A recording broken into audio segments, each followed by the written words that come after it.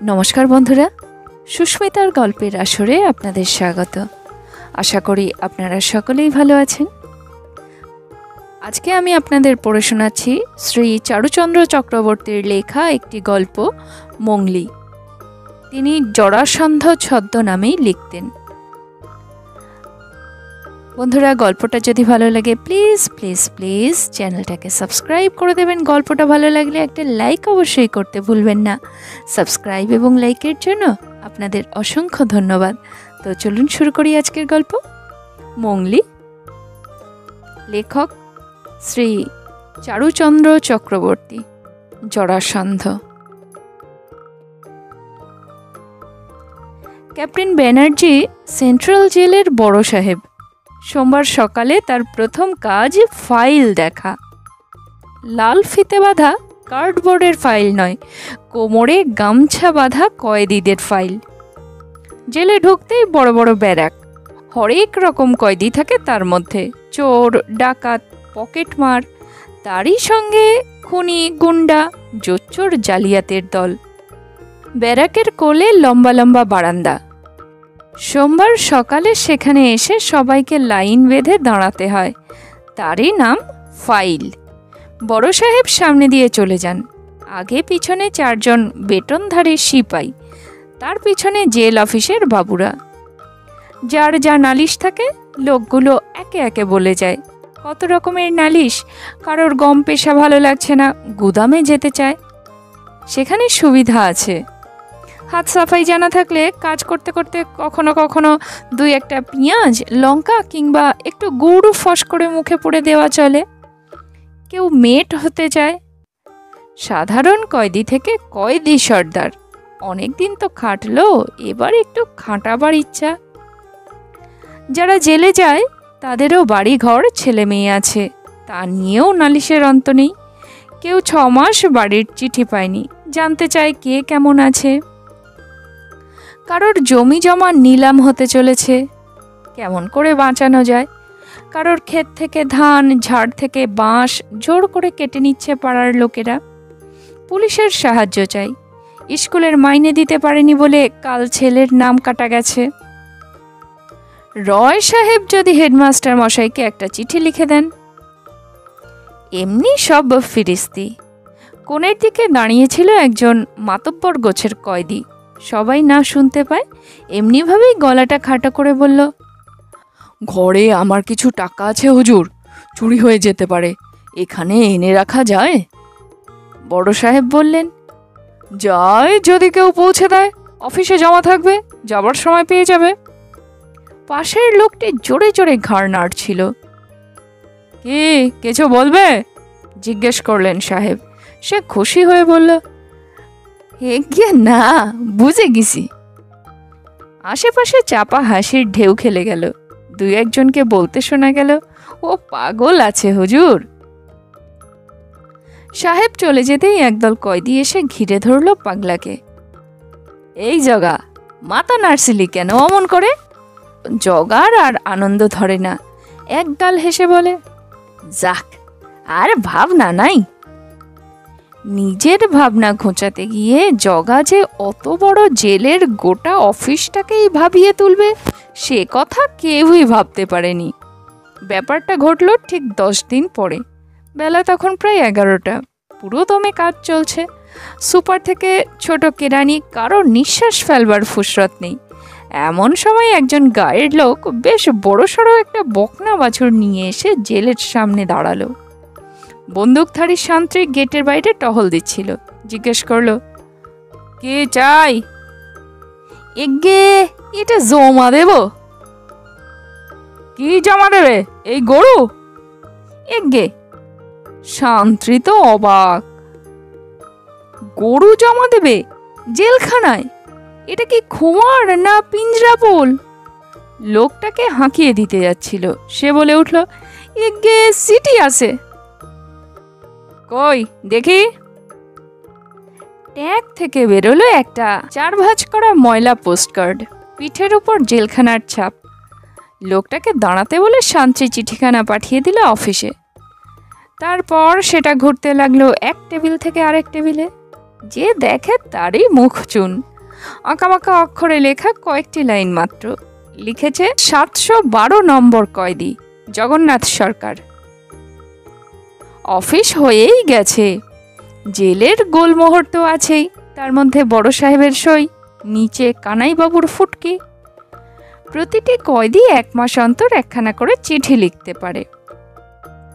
যে লিখতে জানে না তার জন্য ওদের মধ্যে থেকেই লেখাপড়া জানা লোক ঠিক করা আছে, তাদের নাম রাইটার। সব চিঠি এসে জড়ো হয় অফিসে, এক একটি করে পড়ে দেখা হয় জেলের বিরুদ্ধে কেউ কিছু লিখেছে কিনা, কিংবা অন্য কোনো কথা যা বাইরে যাওয়া উচিত নয়। এই কাজটি হলো কানাইবাবুর। চিঠি পড়ে পিঠে একটি করে রাবার স্ট্যাম্প মেরে তার নিচে ছোট্ট করে বসিয়ে দেন নিজের নামের প্রথম অক্ষর। তারপরে সেই চিঠিগুলো বান্ডিল বেঁধে নিয়ে যান বড় সাহেবের কাছে। প্রতিটি চিঠিতে তার সই চাই, কিন্তু কানাইবাবুর হাতের ওই চিহ্নটুকু না দেখে তিনি সই করেন না। জগন্নাথের পোস্টকার্ড হাতে পড়তেই কানাইবাবু একেবারে বসে পড়লেন। একটানা একই ধরনের আজেবাজে কথা পড়তে পড়তে মাঝে মাঝে তার ঢুলুনি আসে। সেই ফাঁকেই হয়তো বেরিয়ে গেছে এই হতভাগা পোস্টকার্ড। কিন্তু এখন উপায়? চিঠিখানা আরেকবার পড়লেন কানাইবাবু।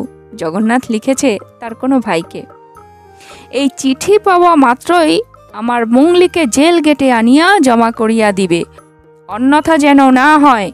বড় সাহেবের হুকুম আছে, চিঠিখানা সঙ্গে আনিও। ইতি তোমার জগাদা। চিঠির মাথায় রাইটারের হাতের লেখা 712 জগন্নাথ সরকার। পোস্টকার্ড বিলি করবার আগেই ওটা লিখে দেওয়া হয়। অফিসেও কিছু কয়েদি কাজ করে। কানাইবাবু যখন ভাবছেন কি করা যায়, তাদের কেউ গিয়ে খবরটা তখন তুলে দিয়েছে জগন্নাথের কানে। শুনেই সে কাজকর্ম ফেলে গেটের দিকে ছুটল। মংলিটাকে কতদিন দেখেনি, কেমন আছে কে জানে। চেঁচামেচি শুনে জেলারবাবু জগাকে ডেকে পাঠালেন। ধমক দিয়ে বললেন, এসব কি লিখেছ?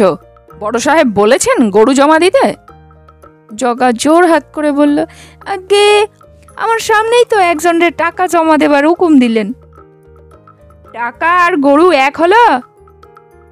আগে হুজুর, আমার তো আর টাকা করি নাই, থাকবার মধ্যে আছে ওই বকনাটা, ওই আমার সব। তা তো বুঝলাম, কিন্তু ওটা থাকবে কোথায়, খেতে দেবে কে? সে কথা আমি কি করে জানবো হুজুর? জেলার বাবু রেগে উঠলেন, ওসব হবে না, গরু নিতে পারবো না আমরা।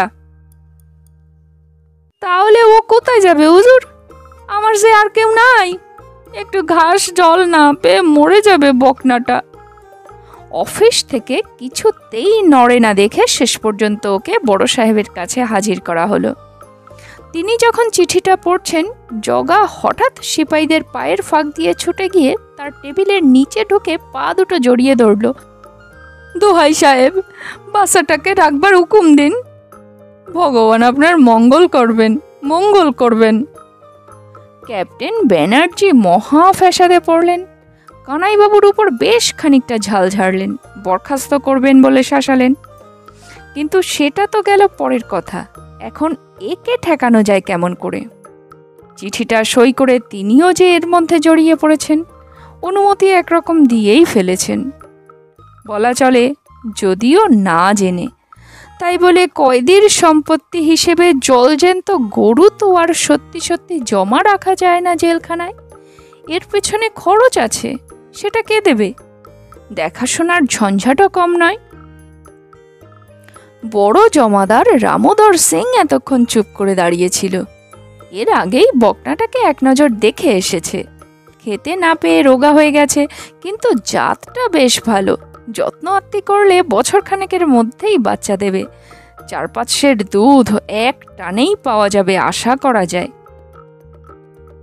2 কদম এগিয়ে গিয়ে বুটে বুট ঠুকে সাহেবকে একটা সালাম দিয়ে রামোদর জানালো, সরকারের থেকে যখন গরুটার ভার নেওয়া সম্ভব নয়, হুজুরের হুকুম পেলে সেই কাজটা অগত্যা সেই করতে পারে। বকনা বাছুর, মা ভগবতীর অংশ, এসে যখন পড়েছে ফিরিয়ে দিলেও অধর্ম হবে। জেল পাঁচিলের বাইরে বড় জমাদারের সরকারি বাসা, সেখানে গরু রাখবার হুকুম নেই, কেউ কেউ লুকিয়ে রাখে। সুপার একেবারে জানেন না তা নয়, নিজে থেকে সরাসরি অনুমতিটা দেন কেমন করে, তাই জিজ্ঞাসা করলেন, রাখবে কোথায়? জমাদার যা বলল শুনেই বোঝা গেল তক্ষুনি বানিয়ে বলছে কথাগুলো। শহরতলির কোনখানে তার কে এক ভাই নাকি দুধের ব্যবসা করে, একটা ছোটখাটো খাটাল আছে, সেখানেই রেখে দেবে, মাঝে মাঝে গিয়ে দেখে আসবে। সুপার রাজি হলেন। কথা রইল, বছর 2 পরে জগন্নাথ যখন জেল থেকে ছাড়া পাবে তখন তার গরু তাকে ফিরিয়ে দেওয়া হবে। জমাদার কোনো খরচপত্র দাবি করতে পারবে না। সবাই তো খুশি। জগা তো একরকম নাচতে নাচতে চলে গেল। রামোদর ভাবল, রাম জেতা জিতেছে সে, ঘাম দিয়ে জ্বর ছাড়ল কানাইবাবুর, আর একটু হলেই চাকরিটা গিয়েছিল আর কি।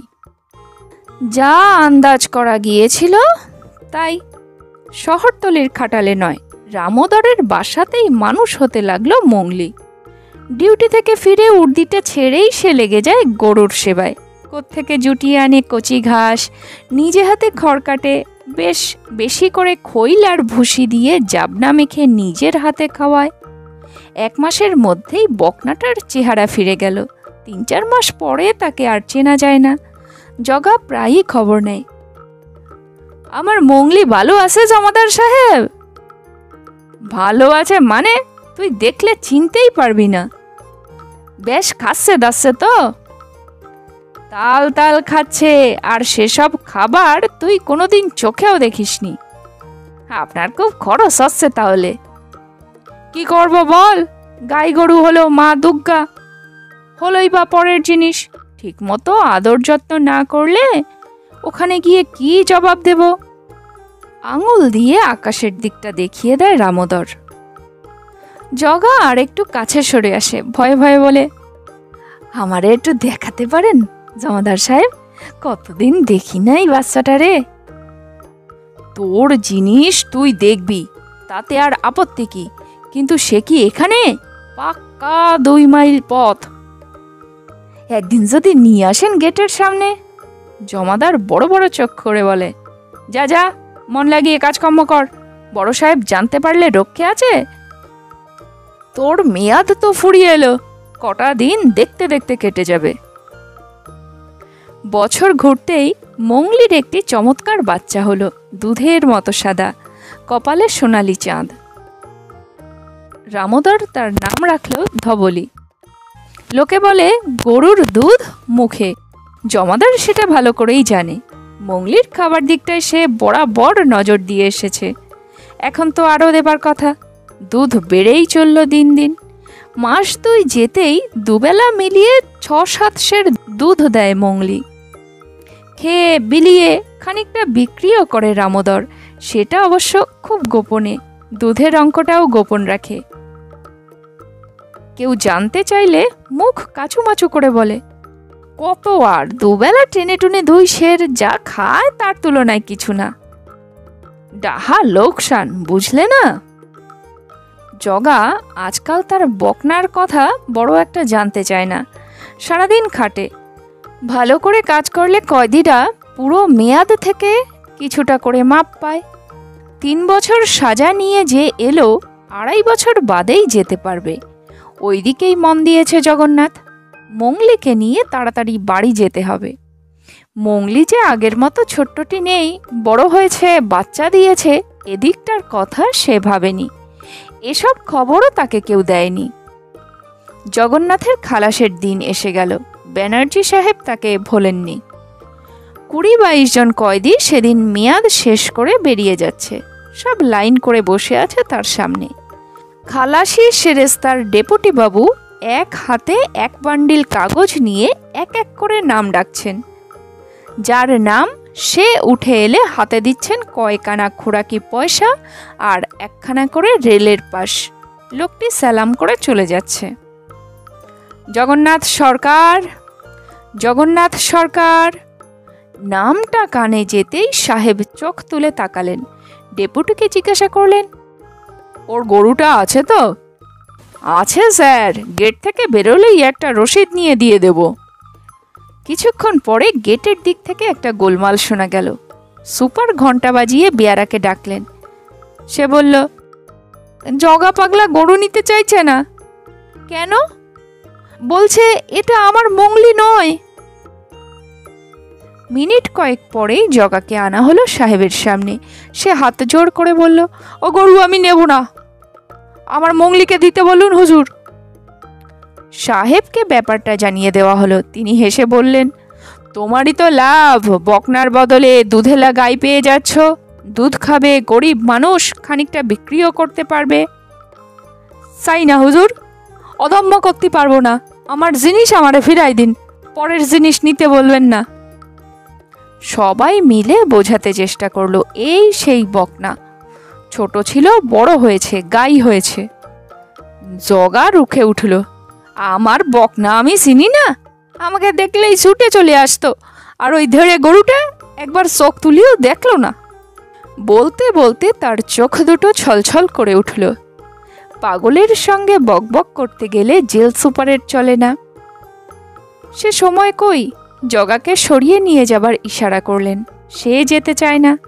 দুজন সিপাই মিলে টেনে হিঁচড়ে বার করে দিল। গেটের বাইরে নিয়ে আরও এক দফা বোঝানো হলো।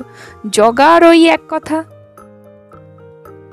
শেষটায় জেলার বাবু এসে কড়া ধমক দিতেই কাঁদতে কাঁদতে চলে গেল। খোড়াকে পয়সাগুলো টান মেরে ছড়িয়ে ফেলল। চাই না তোমাকে পয়সা।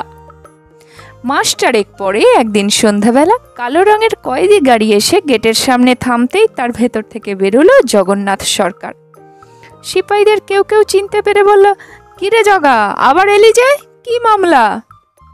জগা গুম হয়ে বসে রইল, কোনো জবাব দিল না। ওই গাড়িতেই আরেকজন লোক ছিল, অন্য মামলার আসামি, কিন্তু জগার বাড়ির কাছেই তার বাড়ি।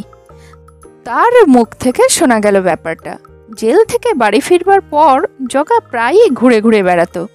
একদিন মাঠ থেকে ফিরছে, দেখলো একটা বকনা চড়ে বেড়াচ্ছে, ঠিক তার মংলির মতো দেখতে, হাতে দড়ি নেই। উঁচার দিকটা খুলে বাছুরটার গলায় জড়িয়ে সোজা নিয়ে চলল বাড়ি। যার গরু সে ছুটে এলো, এ কি, আমার বকনা নিয়ে চললে কোথায়? জগা তেড়ে উঠল, তোমার বকনা মানে? এ তো আমার মংলি। লোকটা তা শুনবে কেন? প্রথমে চেষ্টা করলো ছিনিয়ে নিতে, কিন্তু জগার সঙ্গে জোরে পেরে উঠল না। তখন চোর চোর বলে চেঁচাতে শুরু করলো। লোকজন ছুটে এলো এবং বাছুর শুদ্ধ জগাকে নিয়ে গেল থানায়। আজ সারাদিন জেলে যত লোকের আমদানি হলো, কাল সকালেই তাদের হাজির করতে হয় জেল সুপারের দরবারে। জগাকে যখন নিয়ে আসা হলো, ক্যাপ্টেন ব্যানার্জি তার ওয়ারেন্ট দেখে বললেন, চুরির কেস, কি চুরি করেছিলি? জগা একেবারে তুবড়ির মতো ফেটে পড়ল, চুরি করছি আমি না ওরা? আচ্ছা বেরোই একবার, তারপর দেখে নেব আমার বকনা কেমন করে আটকে রাখে।